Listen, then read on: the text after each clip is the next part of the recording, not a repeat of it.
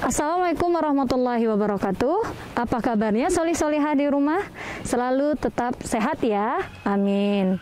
Nah, untuk menghadapi kesulitan yang kita hadapi selama ini, maka Ustazah ingin memberi sedikit penyemangat, yaitu petikan Al-Quran, surat Al-Insyirah, ayat 5 dan 6 yang berbunyi, Fa inna ma'al usri yusra, inna ma'al usri yusra, yang artinya, maka sesungguhnya setelah kesulitan pasti ada kemudahan. Sesungguhnya setelah kesulitan itu ada kemudahan. Nah, dari petikan ayat ini, Allah sudah berjanji pada kita. Ketika Allah kasih kesulitan, maka pasti Allah kasih jalan kemudahannya. Maka dari itu, ayo kita berdoa, tetap kuatkan tekad kita, supaya Allah hilangkan corona di seluruh dunia, termasuk kita di sini di Indonesia. Nah, kali ini Ustazah ingin menyampaikan dua buah materi yang sempat tertinggal sebelum kamu ke Yordan. Materi yang pertama yaitu proyeksi vektor ortogonal. Materi kedua tentang perkalian dua buah vektor. Nah, materi proyeksi vektor ortogonal itu adalah proyeksi secara tegak lurus ya. Yuk kita simak materinya berikut ini. Proyeksi vektor ortogonal.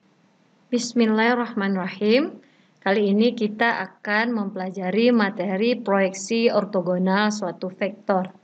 Nah, asumsikan sembarang vektor A dan vektor B terletak pada satu bidang. Vektor proyeksi A pada B adalah vektor OC. Oke ya, kita buat dulu gambarnya. Nah, misalkan ini adalah vektor B, sepanjang ini adalah vektor B. Kemudian kita punya vektor A, nah sepanjang ini adalah vektor A, maka proyeksi vektor A pada B adalah OC. Nah, OC, di mana titik pangkal OC itu yang tegak lurus terhadap titik A. Nah, ini dia OC-nya. Nah, di mana pangkal dari OC, pangkal dari vektor OC itu garisnya tegak lurus terhadap titik A. Nah, ini dia, tegak lurus terhadap titik A. Jika yang ditanya ternyata bukan perpanjangan B dan garis vektor A itu sepanjang diperpanjang, maka yang paling ujung dari vektor A harus tegak lurus dengan garis yang ada di vektor B. Nah, itu adalah vektor proyeksi A pada B. Nah, langkah yang pertama untuk kita cari adalah kita harus tahu dulu berapakah panjang vektor OC. Panjang vektor OC itu bisa kita cari menggunakan aturan trigonometri, di mana kita ambil adalah proyeksi skalar A pada B. Misalkan, ini kita punya panjang vektor OC itu sama dengan OA cos sudut yang diapit oleh vektor A sama vektor B. Nah, panjang vektor OA sendiri adalah panjang vektor A dikali dengan vektor A dot vektor B per panjang vektor A dikali dengan vektor B. Nah, karena di sini ada panjang vektor A per panjang vektor A, itu bisa Ustazah bagi menjadi satu atau dicoret aja menjadi satu, maka nilai panjang OC sekarang adalah vektor A dot vektor B per panjang vektor B. Nah, itu baru panjang OC. Nah, selanjutnya kita misalkan definisikan ada vektor satuan U pada B. Kita misalkan vektor satuannya U. Maka vektor satuan U adalah, karena dia pada B, maka itu adalah vektor B per panjang vektor B. Sehingga vektor satuan vektor proyeksi A pada B itu bisa kita nyatakan sebagai panjang vektor OC dikali dengan vektor satuan U. Itu sama dengan vektor A dot vektor B per panjang vektor B dikali dengan vektor B per panjang vektor B. Sehingga apabila kita kalikan, maka kita mendapatkan hasil vektor A dot vektor B per panjang vektor B dikuadratkan dikali dengan vektor B. Nah, itu adalah definisi dari proyeksi vektor suatu vektor secara ortogonal. Nah, untuk memudahkan memahami materi ini, Ustazah memberi satu contoh. Nah, yaitu tentang diketahui sebuah garis melalui titik 00 dan 34. tentukan jarak titik 27 ke garis tersebut. Jadi yang dia tanya adalah titik 27, ini kita titik 27 kita anggap tadi sebagai pangkal dari pangkal dari vektor A, kemudian di garis B. Nah, garis B itu kita buat sepanjang sampai 34. Tapi ketika titik A-nya itu melebihi panjang dari vektor B-nya, maka mau nggak mau kita perpanjang vektor B-nya ya. Nah, ini bisa kita gunakan, kita bisa hitung menggunakan proyeksi vektor. Kita misalkan dulu. Misalkan kita punya vektor A 27, ini vektor A-nya 27, pangkalnya 27. Kemudian kita punya vektor B 34 definisinya. Maka perhatikan gambar berikut, kita punya vektor B 34. Nah, titik 34 itu di sini. Maka seharusnya pangkal vektor B itu di sini. Tetapi ketika di sini, sementara vektor dari A ujung pangkalnya ada di sini, jika kita tarik garis, itu dia tidak akan tegak lurus. Maka mau tidak mau vektor B Ustazah perpanjangkan sehingga garisnya tegak lurus terhadap vektor B tadi. Nah, ini dia vektor B-nya.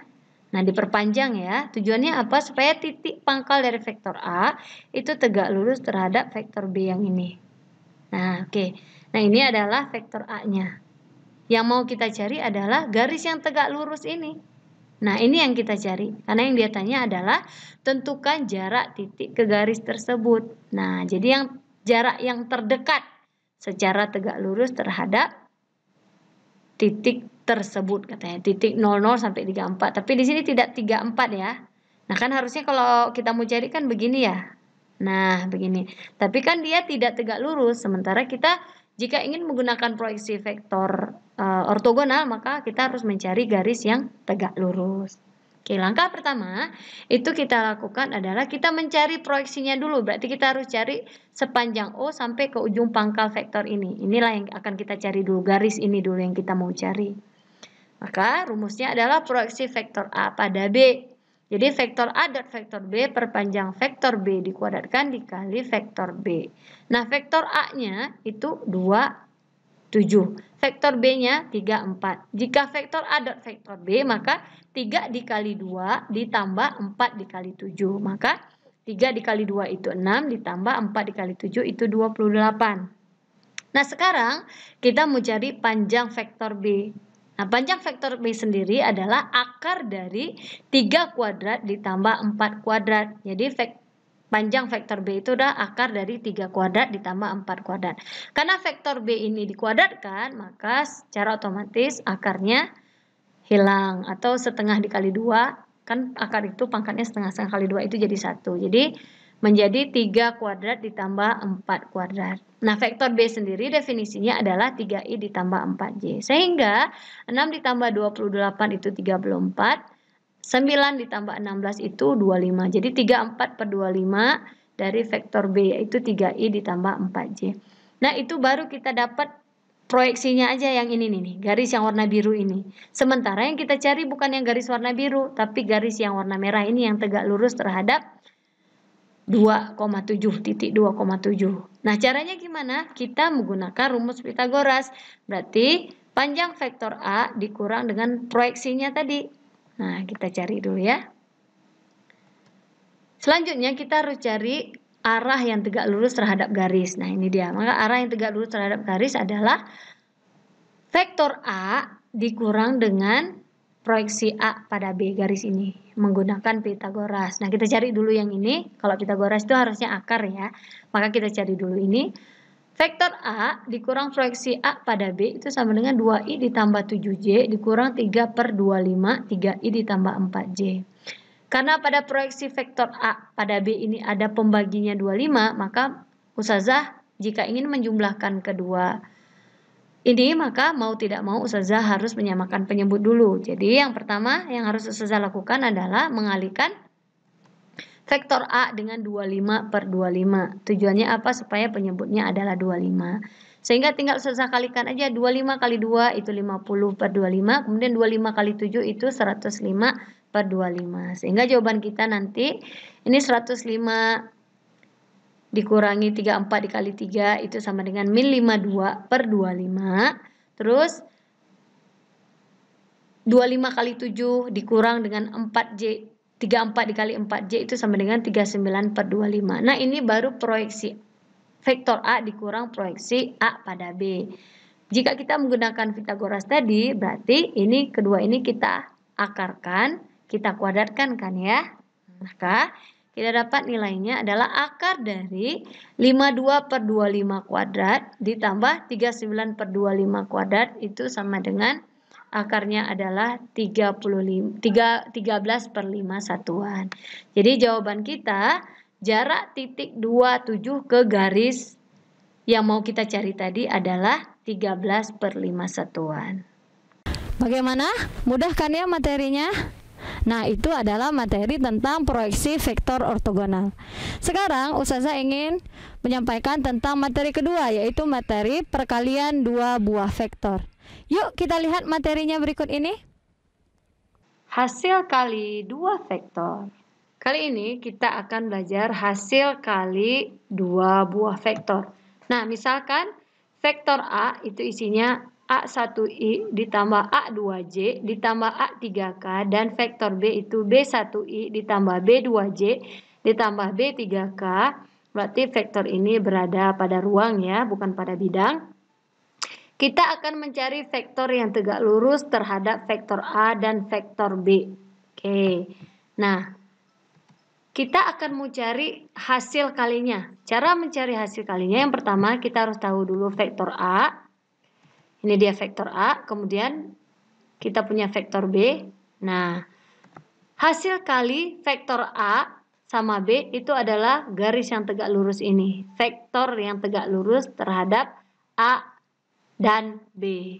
Nah, itulah dia hasil kali vektor A cross vektor B. Nah, di sini diperjelas lagi. Garis tegak lurus pada kedua vektor sebagai letak dari hasil kali vektor. Jadi hasil kali vektornya itu adalah yang tegak lurus ini. Nah, yaitu vektor A kali vektor B. Nah, vektor A kali vektor B itu sama dengan determinan komponen A2, B2, A3, B3 pada vektor I ditambah determinan dari komponen A1, B1, A3, B3 pada vektor J plus determinan A1, B1, A2, B2 pada vektor K. Di mana vektornya adalah misalkan A1-nya 1, A2-nya 1, A3-nya 1, maka di sini 1, 1, di sini juga 1, di sini 1, di sini 1. Nah, jika di sini 1, 1, 0, maka B1, B2-nya 1, B3-nya 0. Jadi, B1, B2-nya 1, B3-nya adalah 0. Oke, lanjut ke sifat hasil kali vektor. Misalkan, kita punya 3 buah vektor, alfa, beta, vektor A, vektor B, dan vektor C, serta 2 buah bilangan real yaitu alfa sama beta. Alfa sama beta definisinya sama, maka di sini cuma alfa aja. Berlaku sifat berikut. Misalnya alfa dikali vektor A cross vektor B, maka hasilnya adalah alfa vektor A dikali vektor B sama dengan atau sama dengan vektor A cross alfa dikali vektor B. Yang kedua, vektor A cross vektor B ditambah vektor C itu sama dengan vektor A cross vektor B ditambah vektor A cross vektor C. Untuk mempermudah, maka Ustazah sudah menyiapkan satu buah contoh untuk kita bahas di materi ini. Contohnya adalah diketahui vektor A sama dengan I dan vektor B sama dengan J. Hitunglah hasil kali vektor A cross vektor B. Karena di sini hanya berisi komponen I dan pada B terisi komponen J, maka vektor A bentuknya adalah 1, 0, 0. Ingat, A1-nya 1, A2-nya 0, A3-nya juga 0. Untuk vektor B, karena setelah I, J baru K, maka I-nya yang 0, J-nya yang 1, K-nya yang 0. Jadi bentuk vektor B itu 0, 1, 0.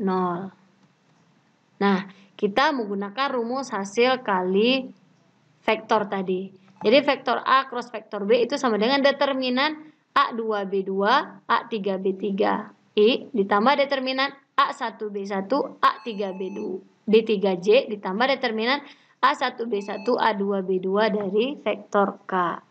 Jadi kita tinggal masukkan lagi. Ingat, vektor A tadi adalah 1, 0, 0. A1-nya 1, A2, A3-nya 0. Berarti A2-nya 0. Dan pada B ini, B1-nya 0. Tapi B2-nya 1. Maka B2-nya di sini 1. Ingat, pada vektor A itu A1-nya yang 1, sisanya 0. Pada vektor B yang 1 adalah B2, sisanya 0. Oke ya?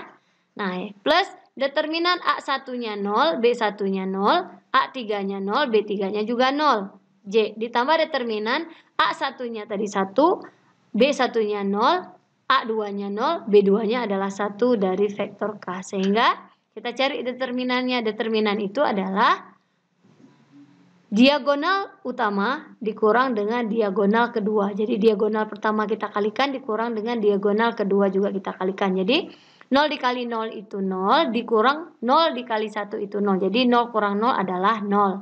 Ditambah 0 dikali 1 dikali 0 itu 0, dikurang 0 itu sama juga dengan 0. Ditambah determinan dari 1 dikali 1 itu 1, dikurang 0 itu sama dengan 1. Jadi hasil kita adalah 0I ditambah 0J ditambah 1K. Atau bentuknya adalah 0 ditambah 0 ditambah K. Jadi hasil kali vektor A cross vektor B adalah vektor K.